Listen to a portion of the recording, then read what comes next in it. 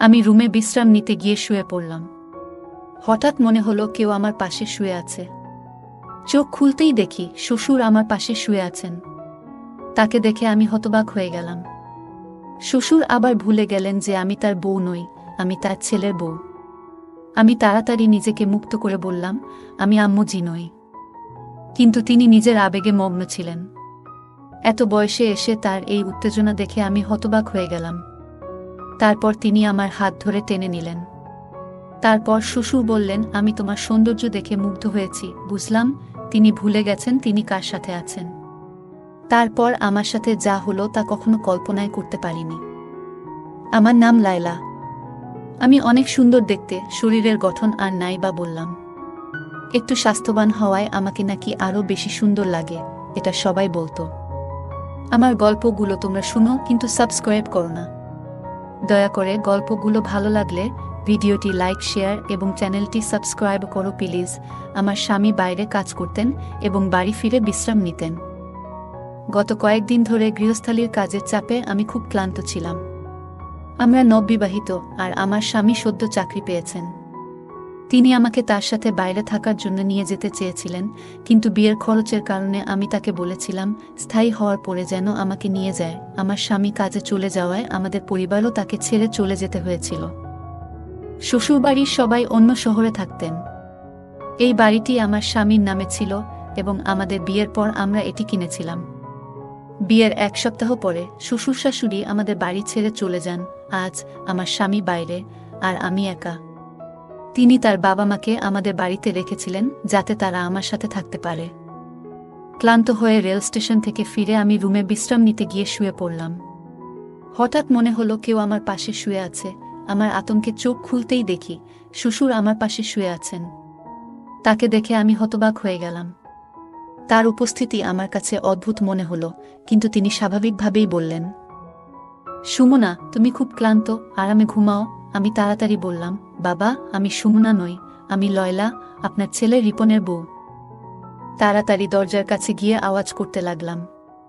শ্বশুরবাড়িতে শ্বশুরের এভাবে আসাটা খুব অদ্ভুত লাগছিল। হঠাৎ আমার শাশুড়ি ঘরে ঢুকে জানতে চাইলেন, তোমার শ্বশুর এখানে কি করছেন? তারপর বিব্রত হয়ে বললেন, তোমার শ্বশুর স্মৃতিভ্রংশে ভুগছেন, তাই হয়তো ভুল করে এখানে এসেছেন। আমি তখনই স্বস্তি পেলাম। শ্বশুরের ভুল বোঝার কারণে এই ঘটনা ঘটেছে, যা আমার কাছে ভয়ানক ছিল। এটি অন্যায় ছিল, কিন্তু আমার শ্বশুর স্মৃতিভ্রষ্টতার কারণে ভুল করে আমার রুমে এসেছিলেন। আমি দরজা বন্ধ করিনি, কারণ আমরা দুজনেই এই বাড়িতে একা থাকতাম। আমি আবার শুয়ে পড়লাম, কিন্তু ঘুমাতে পারছিলাম না। আমার স্বামী এখন বাইরে থাকে, তাই আমাকে শ্বশুর শাশুড়ির সাথে থাকতে হয়। প্রায় 2-3 মাস ধরে আমি একাই ছিলাম। সদ্য বিবাহিত হওয়ায় স্বামীর ইচ্ছা মেনে নেওয়া ছাড়া আর কোনো উপায় ছিল না। আমার স্বামীর পরিবার আমাদের বাড়িতে এলো। আমার শ্বশুর স্মৃতিভ্রষ্ট ছিলেন, যা আমাকে চিন্তিত করেছিল। এতদিন আমি জানতাম না, কিন্তু এখন বুঝতে পারলাম তার সাথে থাকা কঠিন হবে। বিয়ের পর পুরো 1 সপ্তাহ শ্বশুর শাশুড়ি আমাদের বাড়িতে ছিলেন। সেই সময় শ্বশুরের অসুস্থতার কোনো লক্ষণ দেখিনি, কিন্তু স্বামী চলে যাওয়ার পর তার স্মৃতিভ্রষ্টতা প্রকাশ পেল। এ অবস্থায় তার যত্ন নেওয়া কঠিন হবে। সারা রাত এভাবে ভাবতে ভাবতে সকালে রান্নাঘরে গেলাম নাস্তা করতে। তখনই শ্বশুর এসে হাত জোট করে দাঁড়ালেন। আমি চিন্তিত হয়ে বললাম, কি ব্যাপার বাবা, এভাবে হাত জোট করে দাঁড়িয়ে আছেন কেন? শ্বশুর বললেন, রাতে আমি ভুলে গিয়েছিলাম কোনটা আমার রুম আর কোনটা আমার বউয়ের। খুবই লজ্জিত। আমি যদি জানতাম এমনটা হতো না। ভবিষ্যতে যদি ভুল করি ক্ষমা করবেন। আমি বললাম, বাবা, আপনি আমার বর। যা হয়েছে ভুলে যান। এরপর তাকে বাইরে পাঠিয়ে চা নিয়ে আসলাম। আমারও খারাপ লাগছিল, কিন্তু শ্বশুরকে বিব্রত দেখে বুঝলাম আমারও ভুল ছিল। আমরা সবাই মিলে নাস্তা করলাম। তবে আমি আমার স্বামীকে খুব মিস করছিলাম। তিনি প্রতি কয়েক ঘন্টা পর পর ফোন করতেন। শাশুড়িও আমাকে খুব ভালোবাসতেন। আমাদের দিনগুলো ভালোই যাচ্ছিল। শ্বশুর শাশুড়ির আচরণে আমি অনেক হাসতাম। এটা একটা মজার ঘটনা ছিল। যখন আমার স্বামী ফোন করলেন, আমি বললাম, শ্বশুর শাশুড়ির সাথে থাকায় আমি একাকিত্ব অনুভব করছি না। তিনি বললেন, এজন্যই তাদের এখানে রেখে গেছেন। একদিন বিকেল 5টা, গরমের দিনে আবহাওয়া ভালো ছিল। আমি কিছুটা বাতাস নিতে বারান্দায় গেলাম। দোলনায় বসে মোবাইল ব্যবহার করছিলাম। হঠাৎ শ্বশুর এসে বললেন, তোমার হাত অনেক সুন্দর, তুমি অনেক সুন্দর, তোমাকে আগের মতোই সুন্দর লাগছে। এটা শুনে আমি লজ্জা পেলাম এবং উঠতে চাইলাম। তিনি আমার হাত ধরে টেনে নিলেন। আমি রেগে বললাম, বাবা, আপনি কি করছেন? তিনি হেসে বললেন, লায়লা, আমি তোমার সাথে রোমান্স করব না? তোমার সৌন্দর্য দেখে মুগ্ধ হয়েছি। বুঝলাম তিনি ভুলে গেছেন তিনি কার সাথে আছেন। শ্বশুর আবার ভুলে গেলেন যে আমি তার বউ নই, আমি তার ছেলের বউ। আমি তাড়াতাড়ি নিজেকে মুক্ত করে বললাম, আমি আম্মু জি নই। কিন্তু তিনি নিজের আবেগে মগ্ন ছিলেন। এত বয়সে এসে তার এই উত্তেজনা দেখে আমি হতবাক হয়ে গেলাম। এই সময় মা ঠান্ডা হাওয়া খেতে খেতে বারান্দায় এসে জিজ্ঞেস করলেন, কি ব্যাপার, কোনো সমস্যা আছে? আমি উত্তর দেওয়ার আগেই মা শ্বশুরের হাত ধরে তাকে ছাদ থেকে নামিয়ে নিলেন। তিনি বললেন, শ্বশুরের দিনে কয়েকবার এমন খিঁচুনি হয়। পরের দিন রিপন ফোন করল। আমি তাকে বিষয়টি বলতে চাইলাম, কিন্তু মা এসে বললেন, তুমি তোমার বাবার কর্মকাণ্ডের কথা বলো। শ্বশুর জানতেন যে আমার স্বামী প্রতিদিন সন্ধ্যা 4টায় ফোন করে। শ্বশুর মোবাইল নিয়ে আসলেন এবং রিপনের সাথে কথা বলার সময় তাকে কথোপকথনে জড়িয়ে ফেললেন। অনেকক্ষণ পর যখন শ্বশুর ফিরলেন, তখন আমি রিপনের সাথে কথা বলার সুযোগ পেলাম না। মা বললেন, কেন কল কেটে দিল? এরপর বললেন, রিপনের একটি গুরুত্বপূর্ণ মিটিং আছে, রাতে ফোন করবে, তখন কথা বলো। সারা রাত অপেক্ষা করেও রিপনের কল পেলাম না। আমার শাশুড়ি পাশে বসে টিভি দেখছিলেন। তিনি বললেন, বৌমা, তোমার বাবার কাজের সঙ্গে রিপন এর কোনো সম্পর্ক নেই। দয়া করে তাকে এ বিষয়ে কিছু বলো না, নইলে সে টেনশনে পড়ে যাবে। আমি সময় মতো ওষুধ দিচ্ছি, তোমার বাবা তাড়াতাড়ি সুস্থ হয়ে উঠবে। আমি বিভ্রান্ত হয়ে মায়ের দিকে তাকালাম। তিনি বললেন, আমরা অনেক বছর ধরে বড় ছেলে ও পুত্রবধূর সঙ্গে থাকছিলাম। ওরা আমাদের খুব কষ্ট দিত, তাই রিপন যখন আমাদের এখানে থাকতে বলল, আমরা খুশি হলাম। তোমার বাবা সিডি থেকে পরে গুরুতর চোট পেয়েছিলেন। এরপর থেকে আমাদের বড় ছেলে ও মেয়ের জামাই আমাদের বাড়ি থেকে বের করে দিতে চেয়েছিল। রিপন আমাদের তার বাড়িতে রাখার সিদ্ধান্ত নিয়েছে এবং তোমার বাবার ওষুধের খরচ বহন করছে। জামাই, তুমি একদম অন্যরকম। তোমার বাবার ওষুধের খরচ বহন করছে এবং এখন সে এখানে এসে আমাদের সাহায্য করেছে। এখানে বসবাস করে আমি স্বস্তি পাচ্ছি। আগে ভয় ছিল যে রিপন তার ইচ্ছামতো বিয়ে করে বর পুত্রবধূর মতো কাউকে নিয়ে আসবে, কিন্তু তোমার সঙ্গে থেকে এখন স্বস্তি পাই। ছেলেটাও ভালো আর মেয়ের ভালো, তাই রিপনকে কিছু বলবেন না, যেন চিন্তিত না হয়। তোমার বাবার অবস্থা আগের থেকে ভালো, কিন্তু রিপন তার বাবা মায়ের প্রতি খুব সদয়। তিনি আমাদের সমস্যার সমাধানের জন্য আমাদেরকে তার বাড়িতে নিয়ে এসেছেন। যদি বলো তোমার বাবার খিঁচুনি আছে, রিপন কষ্ট পাবে এবং হয়রানি করবে। আমাদের সে ছাড়া আর কোনো সাপোর্ট নেই। আমরা ছোট ছেলের বাড়ি থেকে বের হলে কোথায় যাব? শ্বশুর শাশুড়িকে এই বৃদ্ধ বয়সে কোথায় নিয়ে যাব? মায়ের কথা শুনে মন ভেঙে যায়। বড় ছেলে ও পুত্রবধূর অবহেলার কারণে শ্বশুর শাশুড়ি তাদের বাড়ি ছেড়ে চলে এলেন। আমি শ্বশুর শাশুড়ির কষ্ট বুঝি, কারণ আমার বাবা মাও চলে গেছেন। রিপনের বাবা মায়ের প্রতি ভালোবাসা দেখে খুব খুশি হই। শ্বশুরের নানা কাজ আমাকে দুশ্চিন্তায় ফেলত। কখনো তিনি আমার কাছে আসতেন, কখনো কোলে নিয়ে যেতেন, কখনো প্রশংসা করতেন, যা আপত্তিকর মনে হতো। তিনি আমাকে নিবিড়ভাবে তাকিয়ে দেখতেন, আমার ঘরে প্রবেশ করার চেষ্টা করতেন আর আমাকে তার স্ত্রী মনে করে অদ্ভুত কাজ করতেন। মাও আমাকে নিষেধ করলেন, তাই আমি মাকে জিজ্ঞেস করলাম, বাবাজি কি ওষুধ খাবেন? পাপাজির স্মৃতিভ্রংশতা বেড়েই চলেছে। সবচেয়ে কষ্টের বিষয় ছিল শ্বশুরমশাই শুধু তার স্ত্রীর ব্যাপারে ভুলে যেতেন, বাকি সবকিছু মনে রাখতেন। অনেক সময় ইচ্ছাকৃতভাবে তার ব্যক্তিগত জিনিস লুকিয়ে রাখতাম, কিন্তু তুচ্ছ জিনিসও তিনি মনে রাখতেন। তিনি শুধু আম্মুকে ভুলে যেতেন, আমাকে মা ভাবতেন না। মনে হতো তিনি স্মৃতিভ্রষ্টতায় ভুগছেন না। যদি ইচ্ছাকৃতভাবে করতেন, তবে তাকে সহ্য করতাম না। স্বামীর চলে যাওয়ার পরে 3 মাস অনেক কষ্টে শ্বশুর শাশুড়ির সাথে কাটিয়েছি। রুমের দরজা বন্ধ করে ঘুমাতাম এবং সারাদিন মুখোমুখি না হওয়ার চেষ্টা করতাম। একদিন দুপুরে দরজায় তালা লাগাতে দেখলাম দরজাটা ভাঙা। চিন্তিত হলাম, কারণ সকাল পর্যন্ত দরজার তালা ঠিক ছিল। বিকালে ঘুমানোর সময়ও আমি সবসময় রুমের তালা লাগিয়ে রাখতাম, কিন্তু আজ তালাটা নষ্ট হয়ে গেছে। কোনোভাবে দরজাটা ঠিকমতো বন্ধ করেছিলাম। রাতে ঘুমাতে গেলাম, কিন্তু দরজা খোলা থাকায় ঘুমাতে পারছিলাম না। রাত 3টায় ঘুমিয়ে পড়লাম। সকাল 6টায় ঘুম ভাঙল। অবাক হয়ে দেখলাম আমার স্বামীর বদলে শ্বশুর আমার বিছানায়। আমি শ্বশুরকে জাগালাম, কিন্তু তিনি আমাকে সুন্না বলে ডাকতে লাগলেন এবং আমাকে জড়িয়ে ধরার চেষ্টা করলেন। আমি নিজেকে মুক্ত করার চেষ্টা করছিলাম। তখন সকাল 6:05। স্বামী রিপন হঠাৎ 3 মাস পর ঘরে ঢুকে পড়লেন। আমি নাইট ড্রেস পরা ছিলাম, শ্বশুরও রুমে ছিলেন। রিপন আমার মুখে জোরে থাপ্পড় মারলেন এবং বললেন, আমি বিশ্বাস করতে পারছি না যে তুমি এমন কাজ করেছ। তার কথায় আমি হতভম্ব হয়ে পড়লাম। অশ্রু গড়িয়ে পড়ল। তাকে বোঝানোর চেষ্টা করলাম, এটা আমার দোষ নয়। বাবা যে স্মৃতিভ্রংশ আছে, তাই তিনি আমার রুমে এসেছেন। আমি তাকে সবকিছু সত্যি বললাম এবং বললাম মা ও বাবা উভয়ই আমাকে সমর্থন করবে। তখন অবস্থা ছিল যেমন আকাশ ভেঙে পড়ার মতো। বুঝতেই পারিনি যে দুজনেই এমন দ্রুত রং বদলাবে। তখন শাশুড়ি কাঁদতে দেখে বলেছিলেন, রিপন, আমি তো তোমাকে আগেই বলেছিলাম তোমার স্ত্রী চরিত্রহীন। ওর আচার ব্যবহার খুব খারাপ। আমি অনেকদিন ধরে তোমাকে বলছি যে তোমার স্ত্রী তোমার বাবাকে পটানোর চেষ্টা করছে, সে তোমাকে ছাড়া থাকতে পারছে না, তাই এমন করছে। শাশুড়ি মা আরও বলেন, ও তোমার বাবার নয়, তোমার স্ত্রীরই দোষ। এই মেয়েটা খারাপ। মা তখন কান্নায় ভেঙে পড়লেন, আর আমি তাকিয়ে দেখছিলাম কতটা সহজে মিথ্যা বলছে সে। শ্বশুর বলল, তোমার স্ত্রী আমাকে প্রলুব্ধ করেছে। বলল, আমার সাথে রাত কাটাবে না বললে তোমাকে আমাদের সম্পর্কে মিথ্যা বলবে এবং আমাদের এই বাড়ি থেকে বের করে দেবে।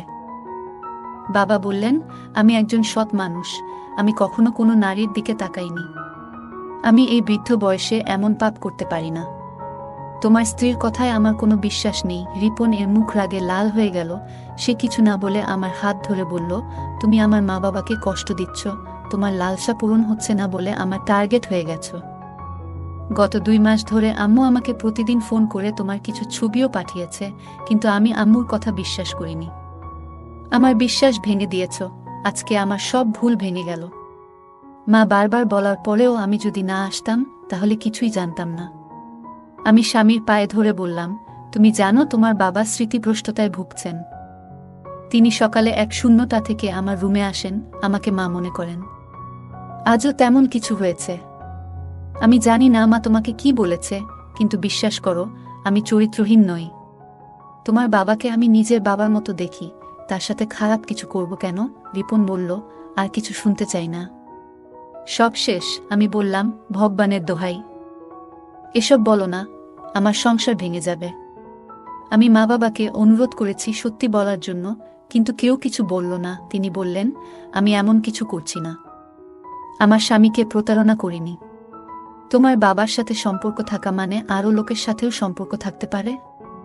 আমি কখনোই তোমাকে বোকা বানাইনি। আমার স্বামী বলল, তুমি বারবার বোকা বানানোর চেষ্টা করছো। আমি আর বোকা হব না। বাবার মিথ্যা কথা বলার রোগ নেই। রিপন চুপচাপ ছিল। তারপর বলল, তুমি এখান থেকে চলে যাও। স্বামী আমাকে ধাক্কা দিয়ে বাড়ি থেকে বের করল। আমি মাথা ঘুরে পড়ে গেলাম। জ্ঞান ফিরলে দেখি আমি হাসপাতালের বিছানায়। আমার বিধবা বোন পাশে বসেছিল। স্বামীর সাথে সুখ না পেয়ে বোনের দুঃখ ভাগ করে নিচ্ছিলাম। আমার বোন আমাকে বলল, তুমি কি করেছ? আমি বললাম, কিছু না। বোন বলল, আমি সব জানি। শ্বশুর শাশুড়ি তোমার বিরুদ্ধে ষড়যন্ত্র করেছে। তুমি কান্না থামাও, তারপর সব খুলে বলো। আমি সব খুলে বললাম আমার বোনকে। সব শুনে সে বলল, তুমি এতটা বোকা কেন হলে? এতদিন চুপ করে সহ্য করলে কেন? তোমার স্বামীকে বললে না কেন? তোমার শ্বশুরবাড়ির লোকেরা কেন এমনটা করছে? আমি জানতাম না কি করতে হবে। রিপন আমাকে বাড়ি থেকে বের করে দিয়েছে। দিদি বলল, এমন লোকের সাথে থাকার কোনো মানে নেই যে তোমাকে বিশ্বাস করে না। তোমার শাশুড়িও খারাপ ব্যবহার করেছে। প্রায় 1 সপ্তাহ পর রিপন ডিভোর্স পেপার পাঠাল। আমি জানতে চাইলাম আমার শ্বশুর শাশুড়ি কেন এমন করছে। আমি আমার ছোটবেলার বন্ধুকে বললাম, সত্যিটা জানার জন্য শ্বশুরবাড়িতে যে কাজের মেয়ে হিসেবে ঢুকে সব দেখে আসো। সে রাজি হলো। পরের দিন সে কাজের মেয়ে হিসেবে শ্বশুরবাড়িতে ঢুকল। আমার শাশুড়ি তখন একা ছিল এবং তাকে সাহায্য করার জন্য কাউকে খুঁজছিল। বন্ধুটি বলল, সে সব কাজ করবে। কাজের মেয়েটি আমার শ্বশুরবাড়িতে ঢুকে সবার আস্থা অর্জন করে এবং ঘরের সব খবর রাখতে শুরু করল। সে জানতে পারল যে আমার স্বামী এখন আর বাইরে কাজ করেন না, বরং একই শহরে আছেন। 2 শূন্য দিন কেটে গেল। আর আমার বন্ধু সব শোনার পর শ্বশুরবাড়ির সব কথাবার্তা আমাকে জানাল। আমি বুঝতে পারলাম আমার সঙ্গে খারাপ আচরণের কারণ হলো আমার স্বামীর বড় ভাইয়ের বউয়ের কঠোর স্বভাব। শাশুড়ি বললেন বড় ছেলের স্ত্রী খুব খারাপ এবং লোভী ছিল, আর আমার শ্বশুর শাশুড়ির উপর অনেক অত্যাচার করেছে। শ্বশুর মশাই অনেক কিছু জানলেও তার ছেলে কিছু বলেনি। আমার স্বামী ছিল আলাদা। তিনি শহরে থাকতেন এবং নিজের উপার্জিত অর্থে আলাদা বাড়ি কিনেছিলেন। পরে বাইরে কাজ করতে গিয়েছিলেন। শ্বশুর মশাই যখন বুঝলেন যে ছোট ছেলে অনেক উন্নতি করেছে, তখন শ্বশুরবাড়ির লোকজনকে বললেন, কোনোভাবে আমার ছোট ছেলের বাড়িতে ঢুকে তার বউকে বের করে দাও, আর তারপর আমাদের সেখানে নিয়ে যাও। এভাবেই তারা আমার বিরুদ্ধে ষড়যন্ত্র শুরু করল। তারা আমাকে দোষারোপ করে সমাজে অপদস্থ করার পরিকল্পনা করল। তাদের লক্ষ্য ছিল আমার স্বামীকে প্রভাবিত করে বাড়িটি তাদের নামে করিয়ে নেওয়া। বড় ভাইয়ের বউ এবং ভগ্নিপতি খুব লোভী হয়ে পড়েছিল এবং তারা এই বাড়ি নিজেদের নিয়ন্ত্রণে নিতে চেয়েছিল। তবে তারা জানত না সম্পত্তি হস্তান্তর এত সহজ নয়। আমার দৃঢ় বিশ্বাস ছিল একদিন না একদিন তাদের সত্য প্রকাশ পাবে। শ্বশুর শাশুড়ি যা করছিলেন তা বড় ছেলের বউয়ের নির্দেশে হচ্ছিল। শ্বশুর শাশুড়ি ভয়ে ছিলেন, আর বড় বউ তার স্বামীকে এই পথে টেনে নিয়ে এসেছিলেন। এরপর শ্বশুর শাশুড়ি আমার বিরুদ্ধে নানা ষড়যন্ত্র শুরু করেন। তাদের উদ্দেশ্য ছিল আমাকে শারীরিক ও মানসিকভাবে দুর্বল করে ব্ল্যাকমেইল করা, যাতে বাড়ির কাগজপত্র তারা হাতিয়ে নিতে পারে। শ্বশুর মশাই প্রমাণ সংগ্রহ করছিলেন আমাকে ফাঁদে ফেলার জন্য। তারা চেয়েছিলেন আমার স্বামী আমাকে বিশ্বাস না করে বাড়ি থেকে বের করে দিক, যাতে ছোট ছেলের বাড়ি রক্ষা করতে পারেন। শাশুড়ি আমার ভিডিও আমার স্বামীর কাছে পাঠিয়েছিলেন আমাকে অপদস্থ করতে। শেষে তারা আমার ভিডিও ব্যবহার করে আমাকে ব্ল্যাকমেইল করার চেষ্টা করল, কিন্তু আমার স্বামী সত্য জানতে পেরে তাদের ফাঁদে পা দেয়নি। সব বলে ছেলের বাড়ি বাঁচিয়েছে, কিন্তু এখন আমার স্বামীর প্রতি বিশ্বাস উঠে গেছে। আমি আর ফিরে যেতে চাই না। সত্য কখনো লুকিয়ে থাকে না। আমি জানি একদিন না একদিন আমার স্বামী এসে ক্ষমা চাইবে। আমার শ্বশুর শাশুড়ি সব শুনে কেঁদে বললেন, আমরা বড় ছেলের স্বার্থে ছোট ছেলের সঙ্গে অনেক অন্যায় করেছি। কিছুদিন পর আমার শ্বশুর তার ছেলে রিপনকে পুরো সত্য বললেন, কিভাবে বড় ভাই এবং তার বউ তাকে হয়রান করত। 1 মাস পর আমার স্বামী এসে ক্ষমা চাইল, যদিও আমাদের ডিভোর্স হয়ে গিয়েছিল। সে বলল, তোমার বোন যা বলেছিল তা সত্যি, তুমি আমাদের বাড়িতে ফেরত এসো। সম্পর্ক শেষ হয়ে গেছে, কারণ বাবা মা সবকিছু বলেছে। পুলিশও বড় ভাইকে গ্রেপ্তার করেছে। শ্বশুর শাশুড়িও পুলিশের কাছে পুরো সত্য বলেছে। আমার স্বামী বলল, প্লিজ লায়লা, আমার সঙ্গে এসো, তোমার নামে বাড়িটা লিখে দেব। শ্বশুর শাশুড়িও এসে ক্ষমা চাইলেন, কিন্তু আমি তাদের ক্ষমা করতে রাজি ছিলাম না। আমার বোন বলল, এখন ওরা বুঝে গেছে, আর ভুল করবে না। তোমার স্বামী তোমার নামে বাড়ি লিখে দিচ্ছে, এর চেয়ে বড় প্রমাণ আর কিছু হতে পারে না। চলো চুপচাপ ফিরে যাও।